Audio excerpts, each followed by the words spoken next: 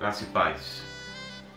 Irmãos, eu gostaria de falar hoje, nessa nossa meditação, sobre três coisas que têm algo que Deus estabeleceu e outras duas coisas que têm acontecido muito. Eu não vou falar nem de números, de estatísticas, porque cada um de nós sabemos o que estamos fazendo. É lógico que esses números seriam cada vez mais crescentes, porque o Senhor Jesus fala em Mateus 24:12, que por se multiplicar a iniquidade, o amor de muitos iria se esfriar. Deus criou o casamento, e esse casamento é um termo, acasalar, que é a relação sexual entre duas pessoas em harmonia, respeito, reverência, santidade diante de Deus, dentro de um compromisso que o próprio Deus estabeleceu quando os criou, macho e fêmea, e dizendo que deixará o homem seu pai e sua mãe e unir-se à sua mulher, e os dois então serão uma só carne, indissolúvel perante Deus. Só para a gente ter uma noção de como está bagunçado e de como a Bíblia diz que isso aconteceria nos nossos dias. A corrupção humana veio com o divórcio e o adultério. E aí nós vamos compreender na palavra de Deus o quanto Deus odeia o divórcio e o quanto Deus abomina o adultério. Há perdão para o adultério. Algumas denominações dizem que o pecado de morte é o adultério. Não é o adultério. O pecado de morte é a rejeição ao Evangelho, como o apóstolo João escreve na primeira carta, no capítulo 5, versos 16 e 17. Só que o adultério, quando a mulher que é pega em flagrante adultério, e ela é levada até o Senhor Jesus, lá em João, quando ela é levada até o Senhor Jesus, e Jesus fala então das questões ali, se alguém, quando os judeus, os fariseus, eles querem pegar Jesus de alguma forma para tentar condená-lo, então Jesus diz: aquele que não tem pecado, atire a primeira pedra. Tudo bem, as pessoas muitas vezes cometem pecados, cometem erros. O problema é que elas se afundam cada vez mais nos seus erros, e daqui a pouco, como a Bíblia fala em 1 João 2,15, não ameis o mundo, não acolham com alegria aquilo que há no mundo, porque tudo que há no mundo, a concupiscência dos olhos, a concupiscência da carne e a soberba da vida é contra Deus. A pessoa se afunda tanto no pecado que daqui a pouco ela acha que está certa naquilo que está fazendo. E foi quando essa mulher foi levada até Jesus, e Jesus fala isso para os judeus, eles se retiram. E quando Jesus fala para ela: onde estão os teus acusadores? Ela diz: não tem ninguém mais, Senhor. E Jesus então fala para ela: vai, nem eu tampouco te condeno. Só que Jesus fala uma coisinha para ela: vá e não peques mais. Abandone o que você está fazendo. A Bíblia diz que as 70 semanas de Daniel, o término das 70 semanas de Daniel, que já está próximo de acontecer, e será esse período de 7 anos de tribulação, terá uma finalidade. São várias coisas com um propósito. A Bíblia diz que é fazer cessar a transgressão, dar fim aos pecados e expiar a iniquidade. Todos que estiverem ainda envolvidos com os seus pecados serão da mesma forma que vai acontecer: extirpados.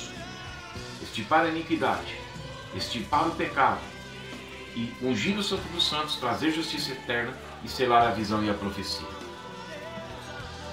Deus criou o homem do pó da terra e sopra nas narinas do homem o fôlego de vida. Taurua do hebraico e pneuma do grego. O homem então passa a ser alma vivente, que é o nefesh, a alma, nefesh do hebraico, e o psique do grego, que quer dizer o centro das nossas emoções. Nós somos uma alma eterna indestrutível. Nós fazemos parte de uma tricotomia bíblica, que é composto por corpo, alma e espírito. O corpo é o somã, que é a carne. Isso está em 1 Tessalonicenses capítulo 5, verso 23, tanto o homem quanto a mulher. Por isso que a Bíblia diz: o espírito volte a Deus que o deu, que é o fôlego de vida, para manter esse corpo em pé. Esse corpo volte ao pó e a alma permanece. Essa alma, existem dois destinos para ela: ou o céu ou o inferno. E aqueles que se submetem à ordem de Deus, aos mandamentos de Deus, que é a palavra, não são os 10 mandamentos, porque nós não temos condições de cumprir as 613 ordenanças do Senhor. Mas é estar pautado aqui na palavra, dentro de uma santidade, uma separação deste mundo, a qual muitos casais não estão fazendo. Casais que eu falo não são somente pessoas que estão registradas em um cartório. Obedecer às leis humanas é importantíssimo, desde que isso não vá contra a lei de Deus. E a lei de Deus é uma união sincera entre um homem e uma mulher, e que muitos estão levando na brincadeira. Muitos não estão suportando praticamente nada por causa da grande maioria. Só que nós não fazemos parte da maioria, nós fazemos parte da minoria. A Bíblia diz que a porta é larga e espaçosa conduz à perdição, e muitos acertarão por ela. Apertado e estreito é o caminho que conduz à vida eterna, e são poucos os que entrarão por ele. Então Deus criou o homem e a mulher para se unirem em um propósito, sendo o homem cabeça e a mulher o corpo. O homem deve amar a mulher e se entregar por ela, assim como Cristo fez pela igreja. E a mulher deve respeitar o marido, assim como a igreja deve reverência a Cristo. Por isso que deve haver uma harmonia, por isso que não deve haver inversão de valores, inversão de papéis. O homem deve ser o provedor, deve cuidar da mulher. A mulher deve ajudar o marido e não se colocar acima dele, ou não muitas falam na conversa que não se colocam acima, mas a própria atitude, o próprio comportamento faz com que isso esteja tudo errado. E Deus não aceita isso, meus amados e minhas amadas. Acreditem, o homem tem um papel de cuidar da mulher dentro de um casamento. A mulher tem um papel de ser submissa ao homem, mas o homem não tem um papel de dominar no sentido de ser mandão, mas de governar a sua mulher. E a mulher tem que se colocar nessa posição de governada. Porque como é que você vai governar alguém rebelde? Não dá. Então sai tudo fora dos eixos. Então o que se criou nos dias de hoje é que cada um andaria na vaidade dos seus próprios pensamentos. Movido pelas circunstâncias, as pessoas estão se desviando dos caminhos do Senhor. Lá em Efésios 4,17 fala isso, que andariam na vaidade dos seus próprios pensamentos. Em 1 Coríntios 15,33, as más conversações corrompem os bons costumes. Provérbios 29,18, em não havendo profecia, o povo se corrompe. Divórcio, separação. Você acha que só porque um cartório te dá direito de se divorciar da sua esposa ou do seu esposo, você acha que esse carimbo do divórcio no cartório, que é o ofício do registro civil, criado pelo então deputado-geral do Império do Brasil, João Alfredo Corrêa de Oliveira, em 1874, e se eu não me engano entrou em vigor em 1875, você acha que isso te dá direito de se separar da tua esposa ou do teu esposo? Você pode conseguir esse carimbo do cartório, essa validação do cartório, mas vai ser impedida a tua entrada no reino dos céus. Uma separação, ela só é válida pelo Senhor a partir do adultério. Se você é uma pessoa que o seu cônjuge adulterou, se deitou com uma outra pessoa, você está livre para uma separação e um possível outro relacionamento. Agora Paulo fala em 1 Coríntios 7 que se a mulher se apartar do marido ou o marido se apartar da mulher, que permaneçam sozinhos ou se reconciliem. Paulo falou, não mando eu, mas o Senhor. E isso eu estou falando dentro de pessoas que se relacionaram de fato, de verdade, e que estavam aptas a constituir uma família. Não é bagunçado. Aí você pode falar, não, mas eu nunca me casei no papel. Mas o papel não dá validação no reino dos céus. Não é bagunçado. Você vai ficar se deitando com um e com o outro até ver a hora que vai dar certo? Não é assim. Deus vai julgar tudo isso. Eu acho muito lindo a palavra até que existe na Bíblia, até que Noé entrou na arca, até que a plenitude dos gentios haja entrado, até que o tempo dos gentios se termine, se acabe. Existe um tempo determinado em que Deus vai julgar este mundo, então nós não temos que estar neste meio. O homem permaneça com a sua mulher. Você, varão, permaneça com a tua mulher. Seja fiel a ela. Se você estiver em adultério, arrependa-se. Uma pessoa, eu aconselhei alguns casais, pessoas que estavam em adultério. O rapaz falou para mim, mas o que eu vou fazer? Eu termino com essa pessoa. Eu falei, você não vai terminar algo que você não teve legalidade para começar. Abandona o que você está fazendo agora.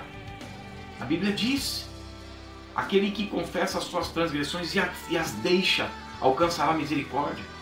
Ah, mas toda a sociedade está fazendo. Você vai seguir a maioria?